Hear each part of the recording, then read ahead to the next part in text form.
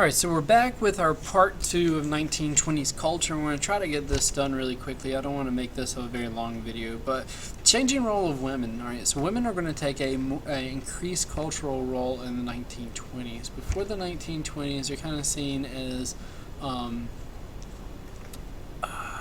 be seen, not heard. Now that's definitely breaking down because of the 19th Amendment, women's rights, right? The right to vote.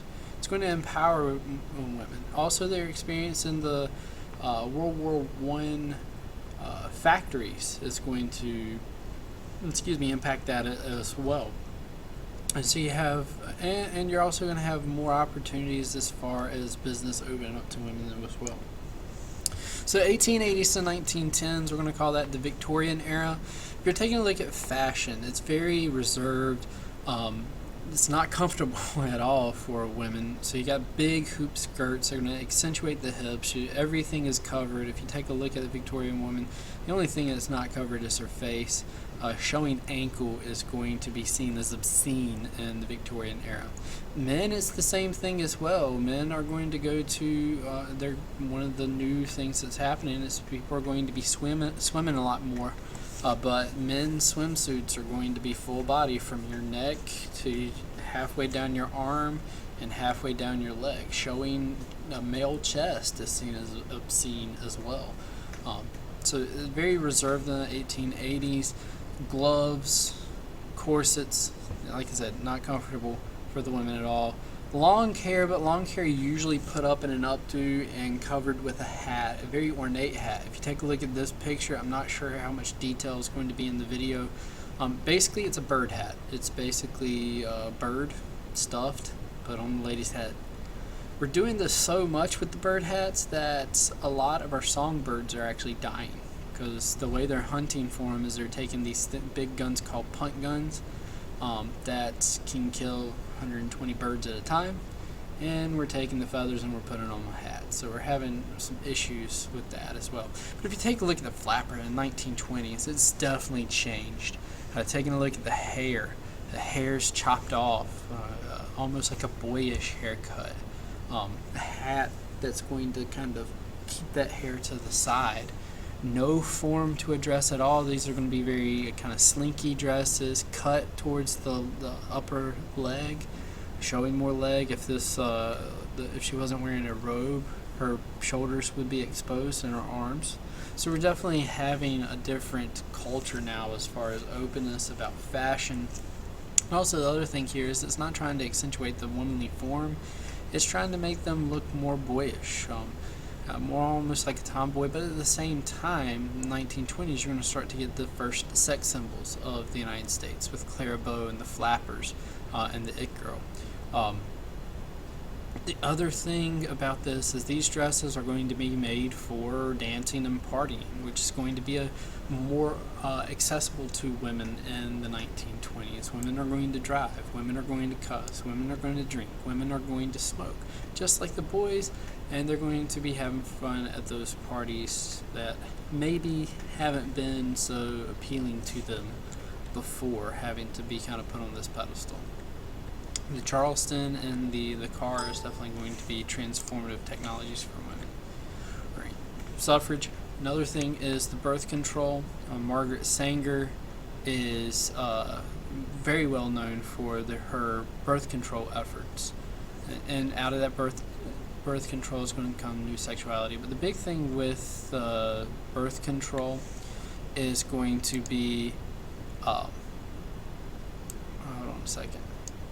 The big thing with the birth control is going to be Margaret Sanger isn't saying birth control to have sex with all these men.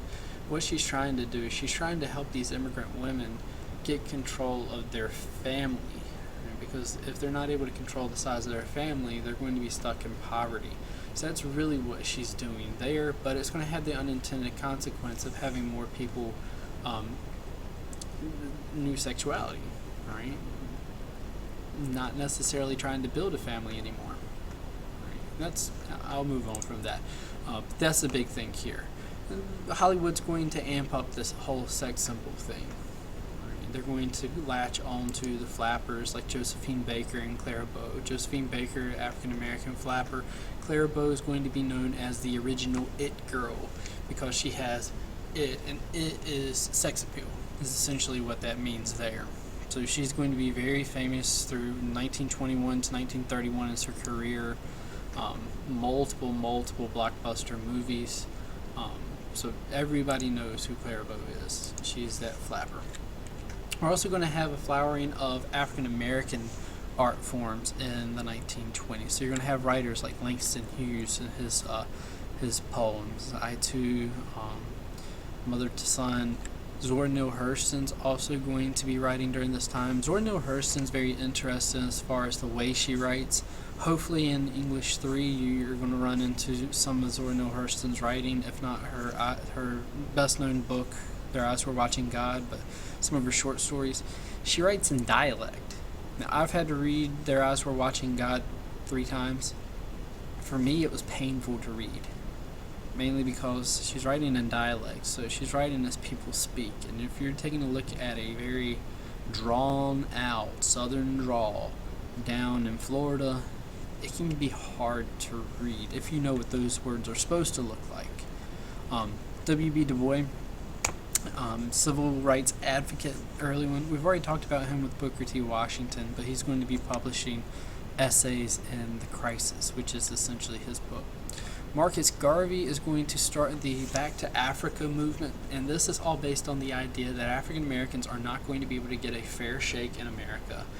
They've kind of seen what's going on as far as racism in the South, and now with the race riots in northern cities, also not getting a fair shake in northern cities. So he says, why are we putting up with this? Why don't we just go back to Africa and help out the motherland? Now Marcus Garvey is originally from Jamaica, so he's an immigrant to the United States, but he's latching on to something that people are very willing to do. This is going to amplify racial pride and really focus on empowering you to do something, because a lot of times people would say, well, that we can't change it, it's just the way it is, there's always going to be racist, we're always going to have to put up with segregation. And he says, no, you can move, let's go back to Africa.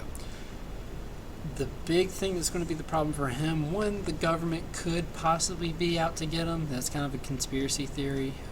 But to get people back to Africa, he's going to have to buy a boat, and he's going to have to sell tickets for that boat.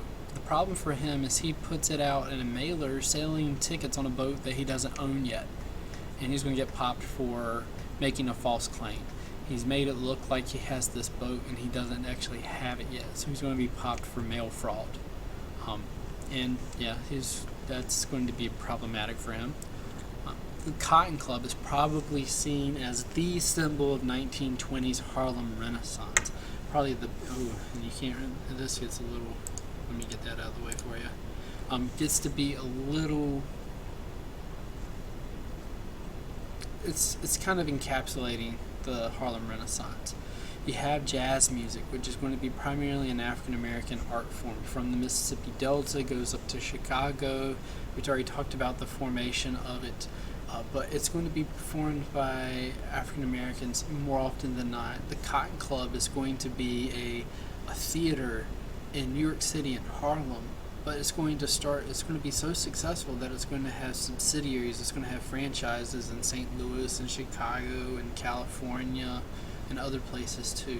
Focus on jazz music. They were segregated, so usually the patrons are going to be white, the performers are going to be African American, but there are quote-unquote black nights where the performers are going to be black and the audience is going to be black as well. Alright, and now we got to get into the Great Feats. The 1920s is seen as the Great Feats. People walking across tight ropes from building to building.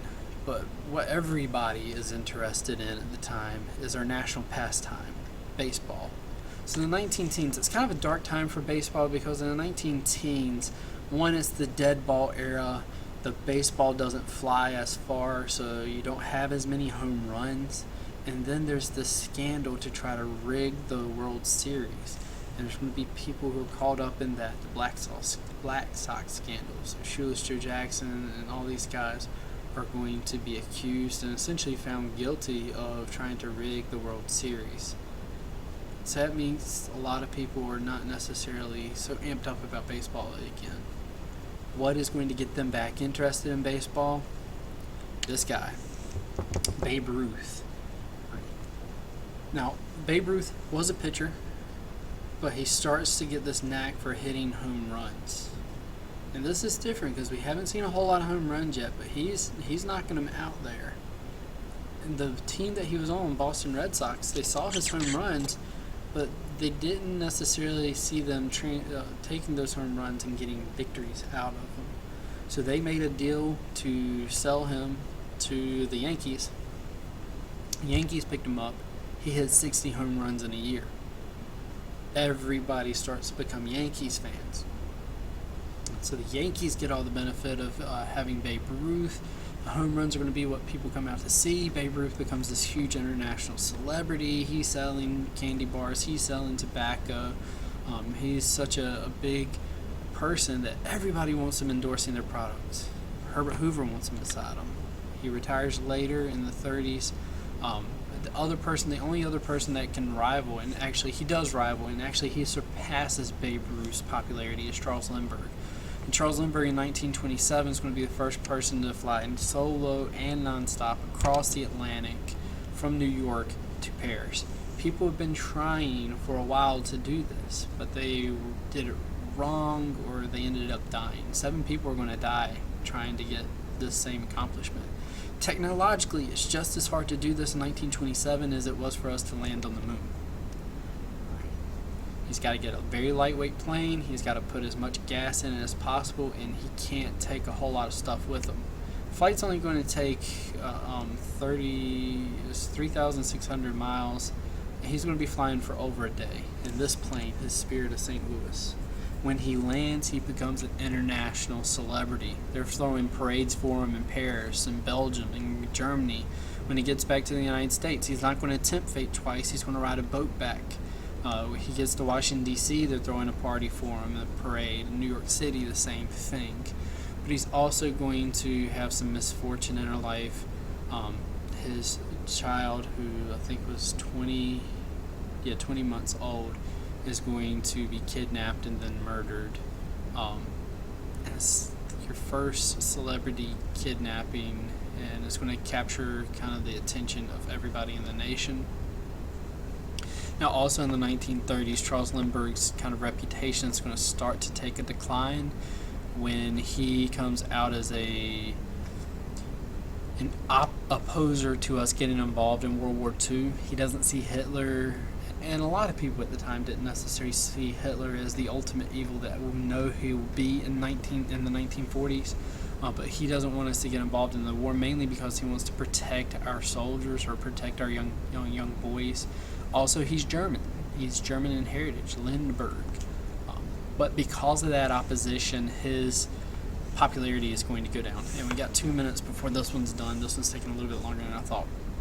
Fundamentalists and free thinkers, so we're getting into religion. All right, so we've got that modern, the urban-rural divide now. More people are living in the cities than in the country. But in the country, you're going to start to get evangelism. You're going to start to get that old-time religion put onto the radio, and more people are going to start listening. So you're going to start to get your celebrity preachers. Billy Sunday's being one. Ex-baseball player. Very fiery. I mean, take a look at him over here. All right, that's him in the middle of one of his speeches. All right. Always leaning, always kind of got this built-up energy. So he's going to do well as a radio preacher. Massive following. Amy Semple McPherson's probably the only other well-known preacher that we should probably talk about. She's famous because she's a female evangelist, and the big thing is she's going to have a radio ministry, and she's going to have a radio station inside of her temple. And that's her temple out in California. So she's going to reach a wide audience as well. But the big thing is going to be this evolution versus creationism.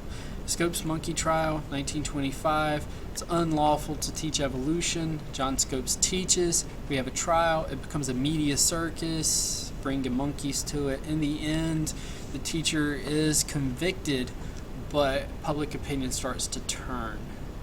All right. So that's the big thing with the Scopes monkey trial. And we are at the end.